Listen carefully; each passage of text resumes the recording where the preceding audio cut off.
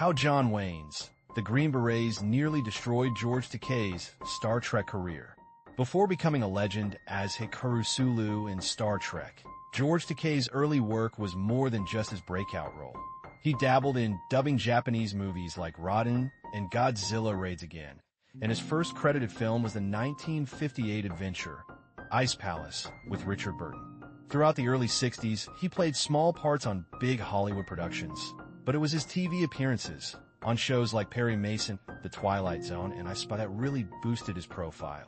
Star Trek came along as a supporting gig for Takei, running from 1966 to 1969, but it wasn't an instant hit.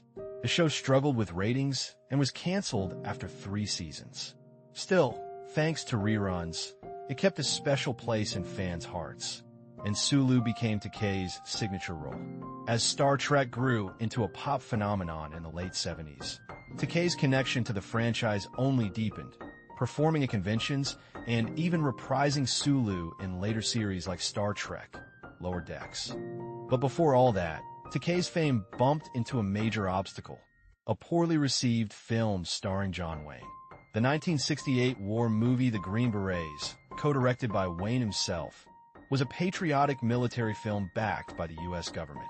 Takei starred as Captain Neum, a Vietnamese interrogator, in a film that cost a hefty $7 million at the time.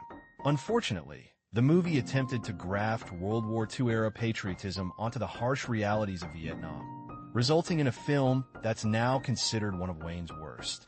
Here's where it nearly caused serious trouble for Takei's rising star. Star Trek had a fragile footing. It needed a letter-writing campaign just to stay on air, and most viewers saw the Green Berets instead of the show's reruns. Takei had to leave some episodes of Star Trek to film the Green Berets, which was a big risk because the film was a flop. Critics tore it apart, and even today, it's remembered as a poorly made movie with a controversial story. Takei has spoken about that period with mixed feelings.